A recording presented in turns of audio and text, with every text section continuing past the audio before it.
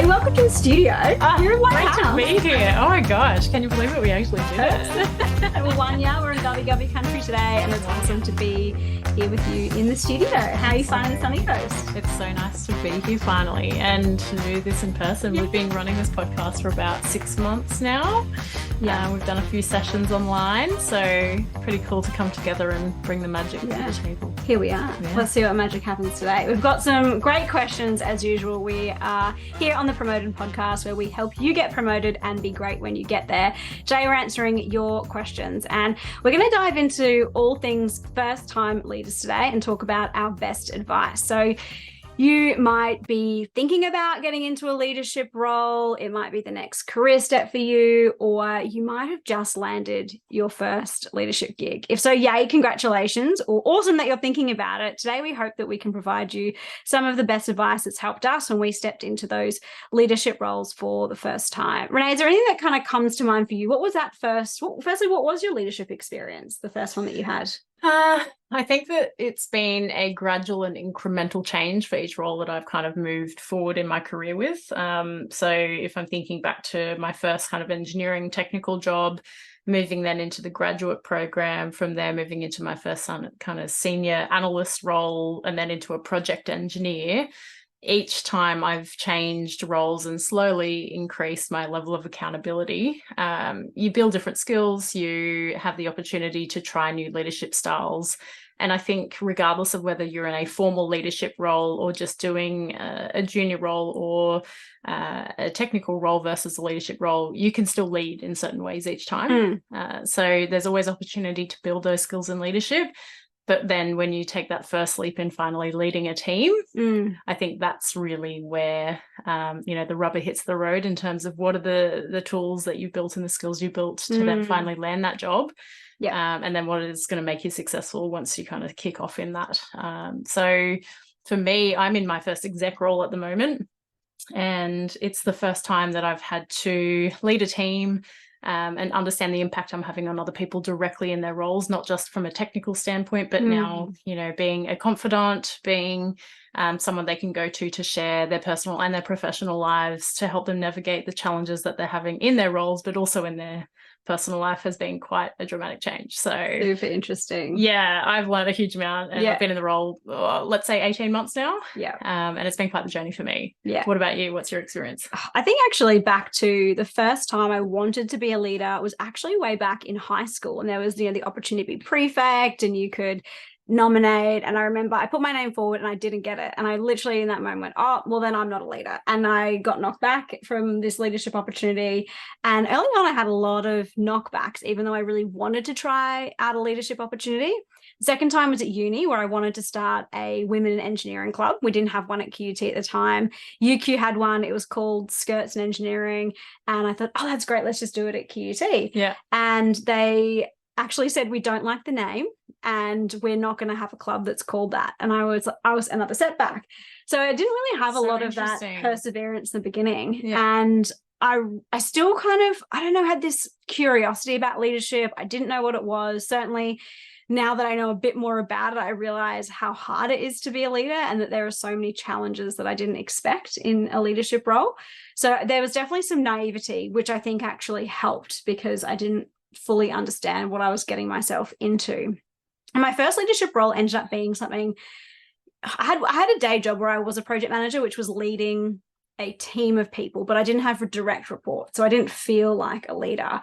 And the first one was when I actually started Power of Engineering. We ran a free one-day event for girls to find out about engineering, and that was the first time where I really brought a group of people together and realized, oh, okay, this is what if there's such a big people side of it, it's a thankless job, there's going to be mistakes that you've got to take the heat off, but then also thanking the team. So that kind of dynamic was quite interesting. And I felt like I learned a lot on the ground without any formal kind of training, which is the whole reason that we started We Aspire, was to help people avoid those mistakes that I certainly made early on in my leadership career. And I think I wish I'd done a bit more, I feel like almost research into like, what is leadership? What does it really mean to lead before I actually stepped into that role? Absolutely. I am caught up in all of what you've just mentioned. The thing that stood out to me the most was when you had that first setback, that was quite a defining moment of what you've told yourself in terms of what's possible. Yes. I can't be a leader now because I haven't got that job opportunity, or, you know, the university have knocked back, you know, this working group or this committee.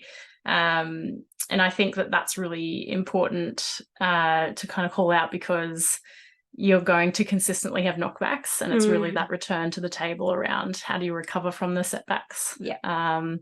And I mean, nobody really gets their hand held through all of the transitions that they make in their career. You might be lucky enough to get coaching or have a mentor, but you don't have someone there consistently every day to show you what decisions to make, what skills to apply, you know, to do like a SWOT analysis, strengths, weaknesses, opportunities, and risks of what we're kind of going ahead with.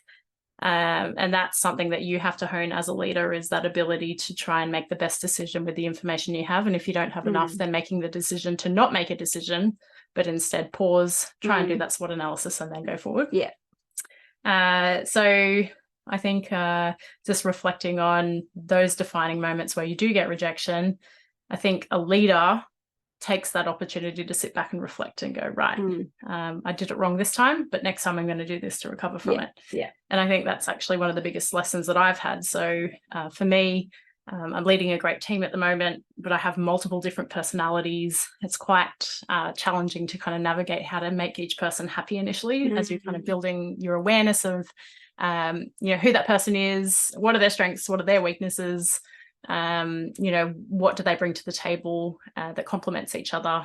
And I think, you know, to that point, when you're building a team, they have to be different. They have to have different strengths and weaknesses, because that's really what enables you to cover all facets of what you're trying to deliver. So for me, I'm working with a team that has really great skills and strengths in analytics, and then really great people skills, and really great at engaging. And both sets of skills are highly valuable for me and our team and what we're trying to deliver. But the way that I work with people is really based on my personality, my strengths and weaknesses. So it's really being quite reflective of, what do I bring to the table? Why am I getting frustrated in this situation versus that one?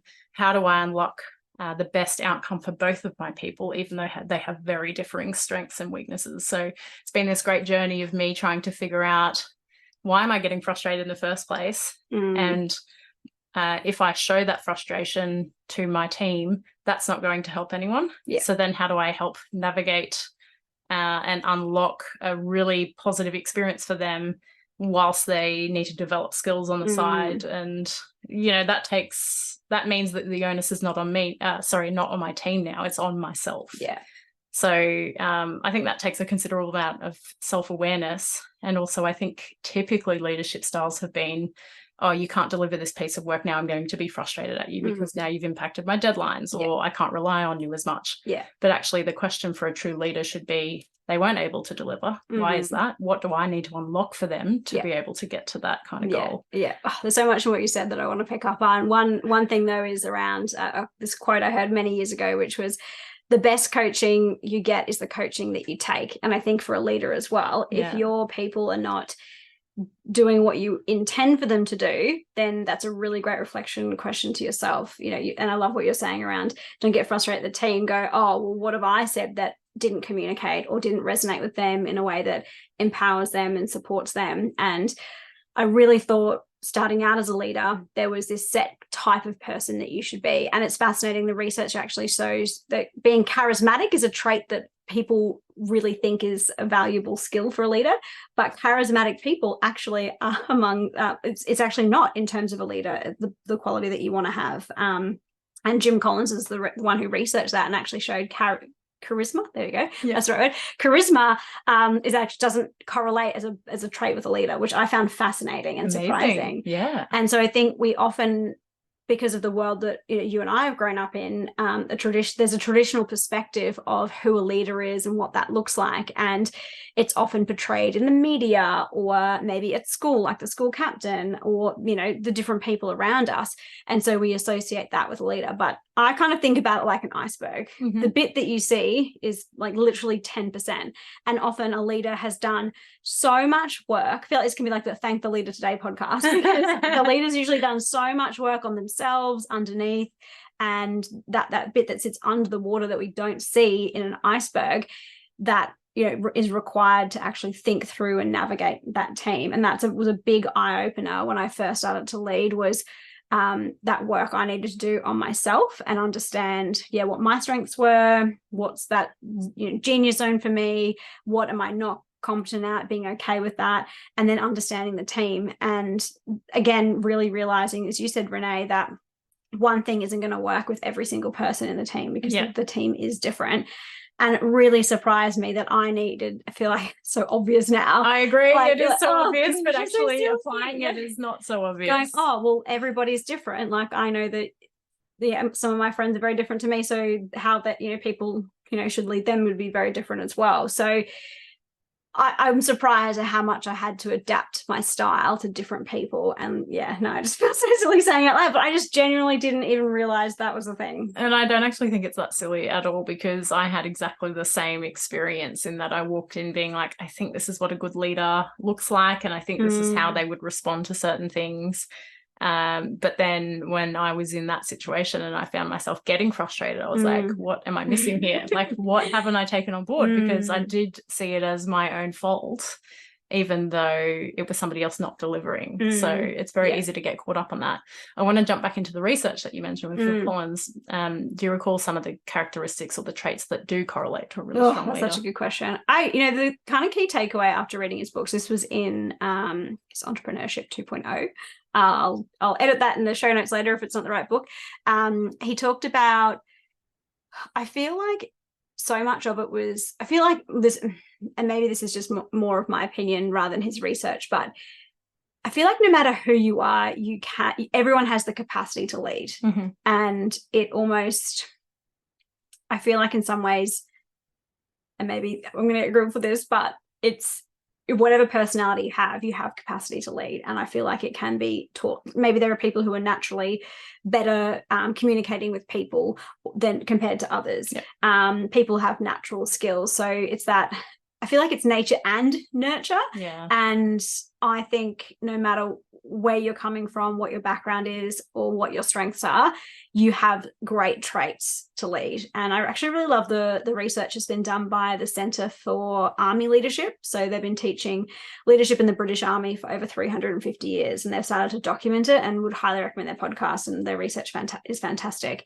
They talk about this spectrum of transactional leader to transformational leader. So transactional is like, go run out the trench. Transformational is like, we've got this vision to do these things. And obviously in an army context, you need a lot of the run out of the trench, but you also need people to be brought into that why. So I think a lot of that can be translated into the corporate world as well. And so that ranges in the middle. There's like coaching and mentoring as a style of leadership. So you might actually need to have all those different styles with one person in a week to work with them. So I think that there are going to be things that people are naturally drawn to on that scale of that leadership styles, and there's a whole other range of different leadership tools out and frameworks out there that you can use. So maybe I'm just getting on a rant, and it's my personal belief, but I think anyone can be a leader. It just and you should leverage those strengths. What do you think?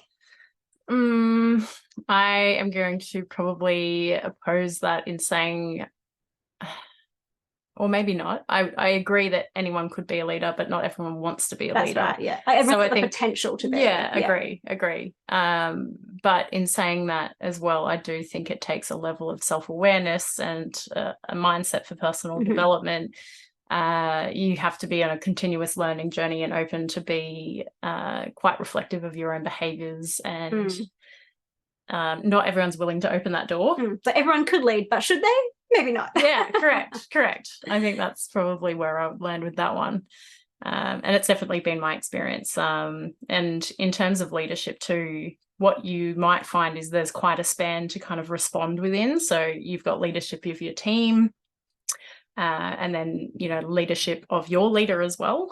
So managing up. Managing up, managing down, managing stakeholders. Like, leadership really can come in so many different forms and can apply to such a broad spectrum of the team that you operate within or among.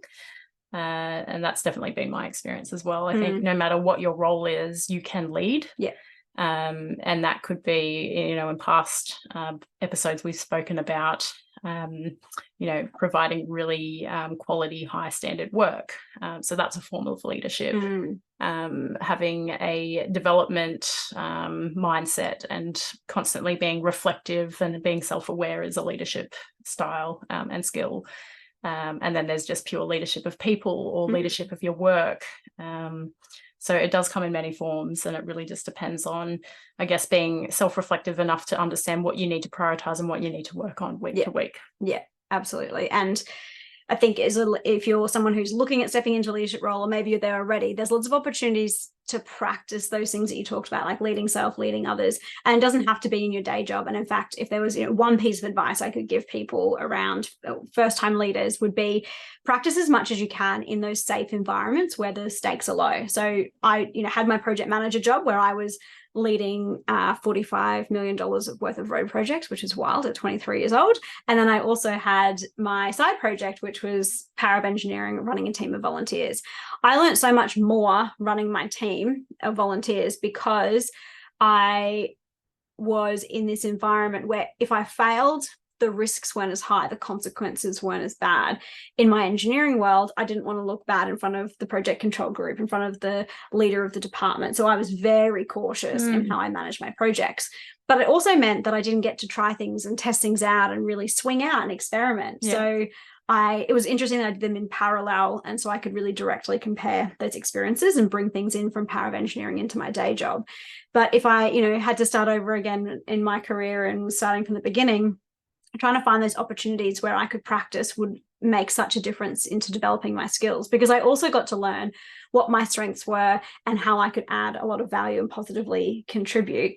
And it meant that if I screwed up, I wasn't going to lose my job over it. Yeah. What would be your one piece of advice, Renee? My one piece of advice would probably be, amongst getting a mentor in those high risk environments, I think it's really that self-awareness piece. So really having that self-reflection to go, what went well this week? What went not so well? What do I need to work on?